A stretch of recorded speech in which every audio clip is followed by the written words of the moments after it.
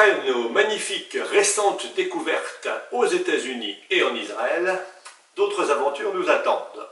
Désormais, beaucoup de chercheurs de par le monde s'activent à la recherche d'archéologie motorisée.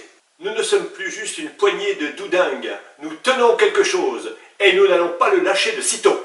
C'est alors qu'un coup de téléphone va à nouveau relancer la machine. Notre correspondant scandinave,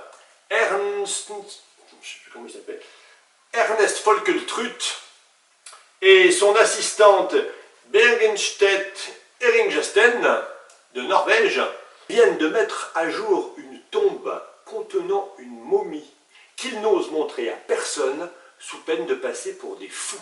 Ils ne veulent pas se ridiculiser au risque de voir leur réputation ruinée. Tout ce qu'ils peuvent nous révéler, c'est qu'à la base, ils entreprenaient des fouilles sur des tombes vikings. Ils ne veulent pas nous en dire plus, mais ceci entre exactement dans le cadre de nos investigations. Ils ne veulent pas nous en dire plus, mais ceci entre exactement dans le cadre de nos investigations. Il ne nous reste plus qu'une seule solution, nous rendre sur place. Opération nordique. Miss Hello et moi allons partir ensemble pour le monde septentrional. Ne connaissant pas bien cette région réputée pour ses grands froids, nous nous documentons avant de partir. C'est en Norvège que nous allons. Les principales activités des gens du nord de l'Europe sont bien connues de tous.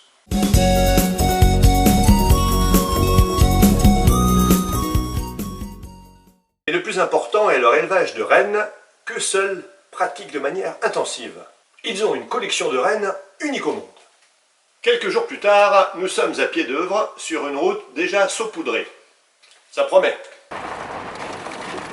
Bientôt, il faudra quitter les axes principaux pour s'enfoncer dans la toundra. Donc, changer de monture. C'est pas à peine d'aller au Canada. L'accès au site des fouilles n'est pas facile. On nous invite à entrer. Les éléments trouvés ont été conservés dans le permafrost, ce qui explique leur état exceptionnel. De plus, ils avaient été immédiatement protégés par une gangue de boue qui les a préservés des outrages du temps. Éberlués, nous regardons la chose dont personne actuellement ne connaît l'existence. C'est bien une momie coiffée d'un casque à lunettes et qui tient dans ses mains une tige métallique torsadée qui ressemble fortement à un guidon de moto. Pas une épée, pas une hache, comme c'est de coutume. En regardant de plus près, on s'aperçoit que le casque n'est pas un modèle classique, avec une visière et des lunettes intégrées. Non, le casque est indépendant des lunettes qui se rajoutent sur la face. Cela correspond à un casque de moto. Il manque une jambe à ce squelette, sans doute perdu au combat, ce qui était courant à cette époque. Comme nous avons un énorme doute, nous demandons s'ils ont fait les datations d'usage. Eh bien oui, tout ce que nous voyons est daté de la période viking, aux environs des années 800. Nous comprenons qu'il n'ait pas voulu ébruiter la chose. Imaginez le raz-de-marée médiatique.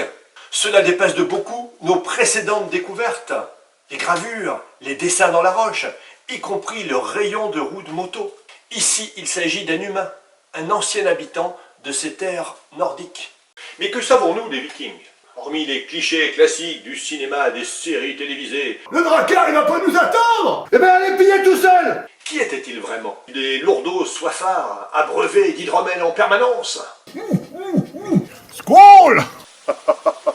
Passaient-ils leur temps à attaquer des moines sans défense? Quels étaient leurs rois? Quel était leur dieu suprême? Odin! Odin! Voilà la réponse à ta question. Beaucoup de reconstituteurs historiques se sont attelés à la tâche sur leur mode de vie. Nous avons des textes, nous avons des traces précises, nous savons à quoi ils ressemblaient.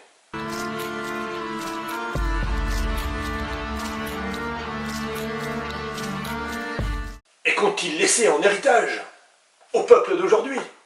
Nous restons quelque temps sur place pour digérer l'information, parler avec nos collègues et établir un plan de bataille pour la suite.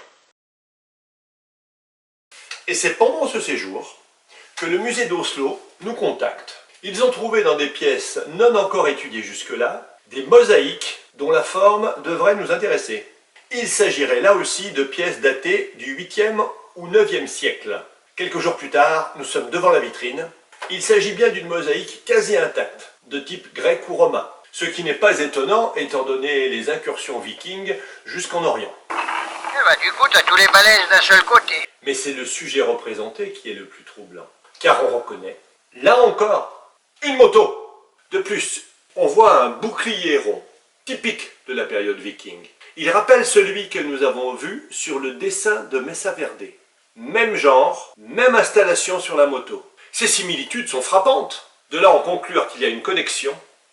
Nous savons historiquement que les Vikings sont arrivés sur le continent américain vers l'an 1000, mais peut-être avant. Et si les incursions américaines des hommes du Nord s'étaient faites à moto?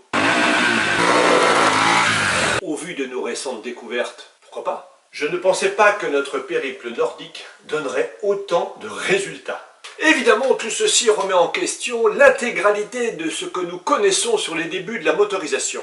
Et puis se pose la question du carburant utilisé à cette époque. Bien sûr que cela paraît fou, mais c'est le principe même de la recherche archéologique, de dynamiter les barrières. Mais quelle aventure!